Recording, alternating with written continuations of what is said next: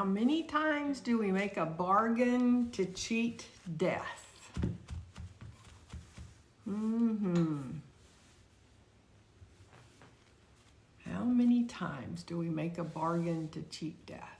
When, oh when do we lose our fear of death? Good morning. I'm Elizabeth Inman, our 1-year daily Bible study, reading all the way through the Bible in a year. We're on day 261. This is one of the covers of the 1-year Bible. I've got an older one. This is the 1-year Bible. I don't know what yours look like. Same. Okay. Alrighty. There's some other ones. It's the Tyndale 1-year Bible. We use the New Living Translation. It's easy. A lot of people have to get up really early in the morning to read before they go to work or before they start their day. So we use a easy to read translation, the New Living Translation, because this isn't necessarily our in-depth Bible study. This is reading all the way through the Bible on purpose, intentionally, to get from front cover to back cover every single year after year after year, and it puts the Bible in context for us. We share our prayer requests together. We put those in our comments. We get to know each other. We share our thoughts about the daily reading together, because some of the readings are tough. We're in Isaiah today, 28, 29, and 30. Through the years, this has been a tough reading for me. Not necessarily an easy one. I still today, the second page of this, I've got 0 notes in my column. I've got 2 colors. That means 2 years I've underlined anything. It's been a tough reading for me. The second page of it, same thing. I've only got 1 note in the column. It's been a tough reading for me. We come online together to share how do we apply the daily reading to our life. Well, why do we need to read Isaiah 28, 29, and 30? What application does it have for our life today?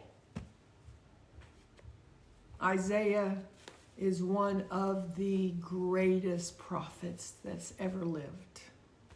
Isaiah is the basis for how they have never been able to discredit this book, the Bible. His prophecies came true. They can't discredit the Bible, because to the nth degree, his prophecies came true. And yet we wake up today reading these scriptures, and I was tempted to go in and do what I do a lot of times and do a little research, find what some commentators said. But I told the Lord, I said, no, Lord, what do you want me to know today? There's a lot going on today in our world. There's a lot of controversy out there. There's a lot going on in my world today. What do you want me to know? And I opened up, and Isaiah 28 says, therefore listen to this message from the Lord. And I went, he's got something for me today. And then it says, listen to this message from the Lord, you scoffers. And I thought, okay, hold on, Elizabeth, here it comes. Listen to the Lord, you scoffers. You boasters who are trying to cheat death. Okay, hold on. What did I get out of today's reading? Why do we try to bargain to cheat death? Well, what came to me is we're still afraid of death. But you know,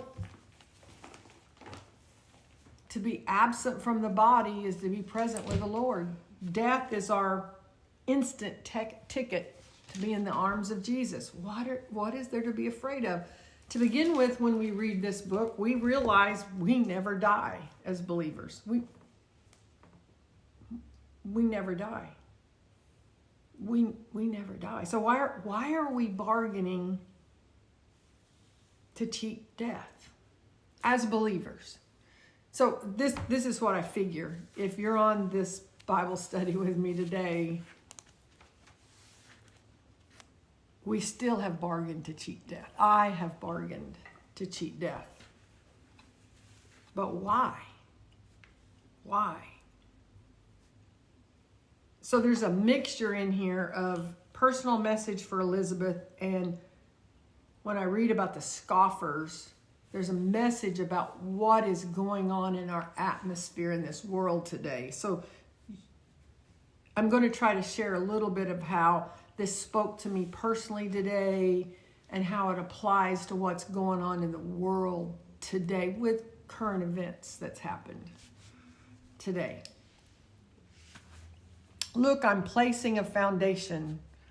Verse 16 says, I'm placing a foundation stone in Jerusalem, a firm and tested stone.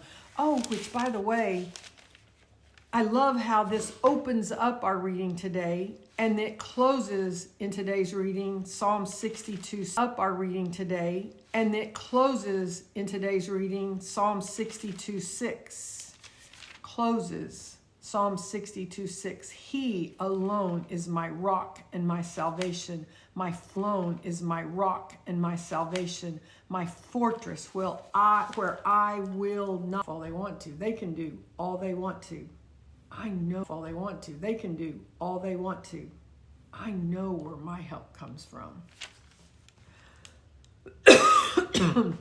Verse 17 says, since your refuge is made of lies. Oh, back to, we've struck a bargain to cheat death. Since your refuge is made of lies, those scoffers out there, we sit back and we watch, but we don't take in. We realize that what we're watching is a refuge that's made of lies. Begs the question, is your foundation the real deal?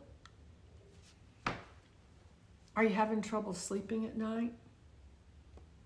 On a scale of 1 to 10, where's your peace level?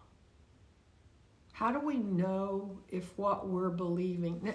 Now let's go ahead and let's talk about us believers.